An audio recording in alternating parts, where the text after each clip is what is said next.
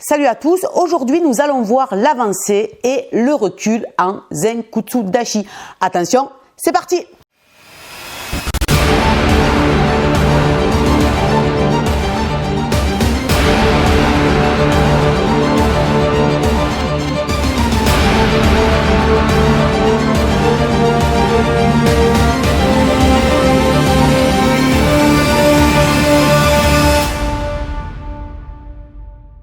Pour ceux qui ne nous connaissent pas, nous sommes Jessica et Sabrina Buil. Nous sommes 5 fois championnes du monde et 6 fois championnes d'Europe de karaté.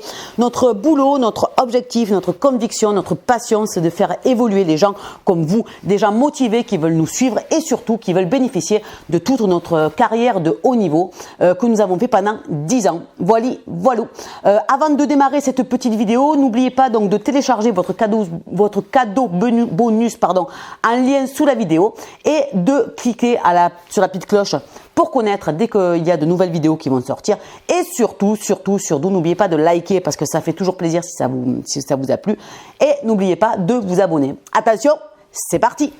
Alors, pour démarrer cette petite vidéo, le Zenkutsu Dashi, d'accord, pour les gens vraiment qui démarrent, c'est largeur des hanches, ok, c'est exactement comme si j'avançais dans la rue, un pas devant, un pas derrière, d'accord, je ne suis jamais en train d'avancer sur une poutre sur la même ligne, donc du coup, je vais avoir ici les pieds, largeur des hanches, ok, donc je vous montre de profil, il va y avoir la jambe arrière qui sera complètement tendue, les orteils vers l'avant à 45 degrés en diagonale, la jambe avant fléchie plus ou moins on va dire dans l'axe du genou, d'accord, en fonction de votre morphologie. Il n'y a pas de règle d'or à respecter. Le but, c'est que vous soyez bien dans vos positions. Pourquoi? Parce qu'on va le voir juste tout à l'heure. Si vous faites des positions trop grandes pour avancer, ça va être compliqué. Si vous êtes trop petit ici, il va y avoir qu'un muscle qui sera sollicité. Donc, sans oublier la posture, d'accord, les épaules non pas complètement penchées, le corps ici, mais vraiment, je pense à m'auto-grandir. Ceux qui ont des problèmes au niveau du dos, d'accord, ça sert à rien de descendre sur vos positions et d'obliger de se rester droit. Parce que le but du jeu, c'est en fait ici, vous allez vraiment vous flinguer le dos. Donc à ce moment-là, vous remonterez légèrement sur vos positions, d'accord, de manière à garder un dos bien droit. Donc pour démarrer cette petite avancée sur le Zenkutsu, lorsque je suis ici, je vais vous montrer peut-être de ce côté ici. Alors le but du jeu, vous pourrez aller voir une vidéo qui est beaucoup plus complète, c'est sur le Oisuki, je vous la mets en lien en haut à droite de l'écran. Vous pourrez aller la voir, elle est super intéressante. Alors j'explique dans cette vidéo, d'accord, quand j'avance, fatalement, il va falloir que j'ai une poussée forte sur ma jambe arrière, d'accord, et venir atterrir ici vers l'avant. Qu'est-ce qui se passe souvent? Si je prends la ligne ici, d'accord, souvent je pars d'un point A pour atterrir à un point B. Sauf que vous avez vu, il y a 2 mètres d'intervalle. C'est difficile d'avancer de manière en étant léger, rapide et fluide. C'est pour ça en fait que nous on propose avec Sab, ici quand on avance, nous avons 2 jambes et surtout nous avons plusieurs trajectoires, donc plusieurs dimensions au niveau de l'avancée. Du coup en fait on va couper la trajectoire en 2. Je vais dans un premier temps venir pousser, faire le transfert de poids sur ma jambe avant. Tac. Arriver dans la phase intermédiaire, bien évidemment, ça va être ma jambe avant, qui elle va devenir jambe arrière, qui va me propulser vers l'avant. Et vous avez vu quand je propulse, je vous le montre de profil, donc ça fait pouce, tac. Quand je propulse, j'imagine que je viens ancrer mon talon dans le sol comme si je voulais faire un Nushiro. Pourquoi? Parce que tout de suite, vous allez avoir cette jambe avant qui va devenir jambe arrière, qui va venir se tendre et surtout vous propulser vers l'avant. L'erreur que souvent les débutants font, c'est souvent on est ici, d'accord, je pousse, excellent, et arrive ici, je suis tellement faible sur ma poussée, pourquoi? Parce que j'y pense pas si personne ne vous le dit, qu'ici, regardez bien, hop, je réfléchis et après, tac, on dit toujours tente ta jambe arrière. Et c'est pareil pour les sportifs, qu'on soit sportif de haut niveau, en karaté loisir, quand je passe ma ceinture noire pour mes dan, deuxième dan, souvent qu'est-ce qui se passe? On a une jambe avant dans les katas ou dans les kihons qui se tend, tac, à retardement. Du coup, on a un mouvement qui flotte, on a un mouvement, d'accord, qui n'est pas du tout stable, qui n'a pas d'impact, ok, et surtout qui n'est pas du tout efficace. Donc, je répète, jambe arrière, poussée massive, fort, dans le sol à 45 degrés. Ici, vous avez vu que pour éviter de décoller le talon, qu'est-ce que j'ai fait? J'ai fait 1, le pied est dans l'axe.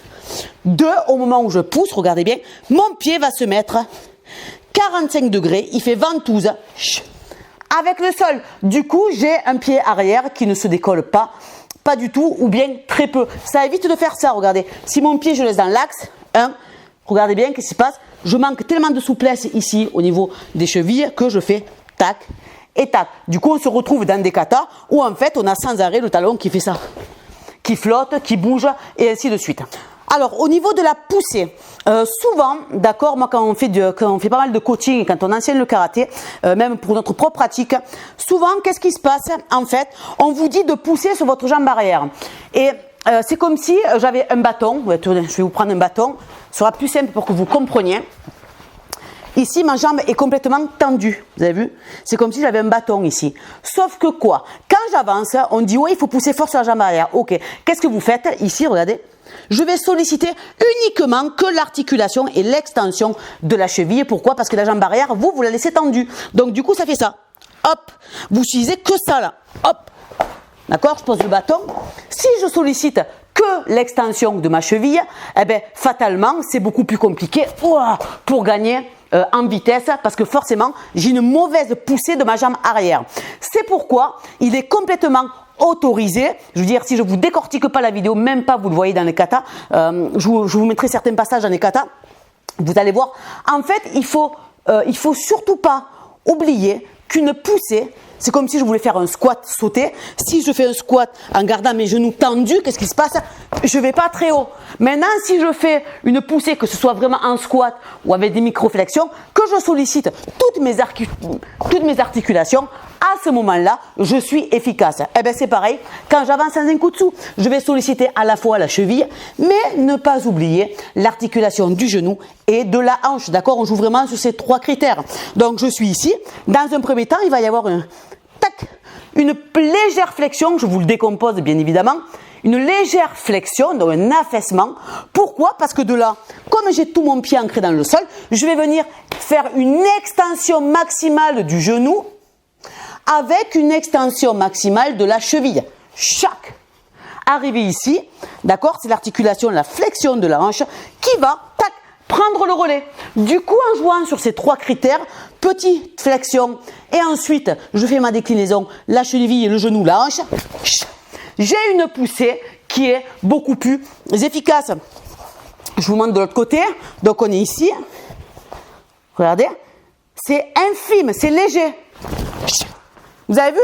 Donc, si je vous le dis pas, vous vous en rendez pas compte, mais j'ai fait ça. D'accord? Légèrement, bien évidemment. J'ai fortement poussé vers le haut avec un maximum d'extension du genou, d'extension de cheville. Et ensuite, j'ai le rôle de la flexion de hanche qui va vers l'avant comme si je voulais donner un coup de genou. Et sans oublier que quand je suis dans cette phase-là, il y a l'extension maximale de la jambe avant qui va devenir jambe arrière. On se retrouve du coup avec un Oisuki, ok, qui est beaucoup plus percutant. D'accord? Décidément, ces micros, ils sont pas faits du tout pour faire du karaté un peu brut.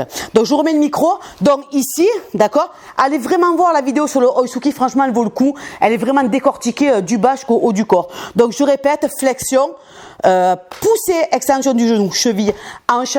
Et ensuite, je propulse ici. D'accord? Vous avez vu?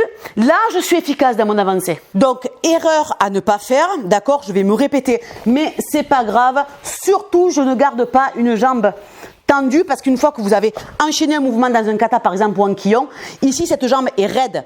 Il faut comprendre qu'il ne faut pas qu'elle reste raide.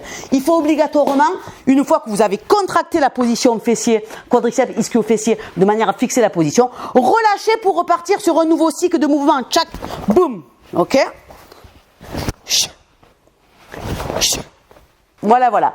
Bon, bah, écoutez, cette vidéo est maintenant terminée. Je l'ai courte, sinon ça va être compliqué et surtout trop long. N'oubliez pas à vous abonner à la chaîne, à cliquer sur la petite cloche. Hop, pour connaître dans 15 jours une nouvelle vidéo qui va sortir. Si vous avez des suggestions, des questions, n'hésitez pas de les mettre en commentaire. Je veux dire, on répond, on est hyper accessible. Et surtout, n'oubliez pas de télécharger votre cadeau de bienvenue. Voilà.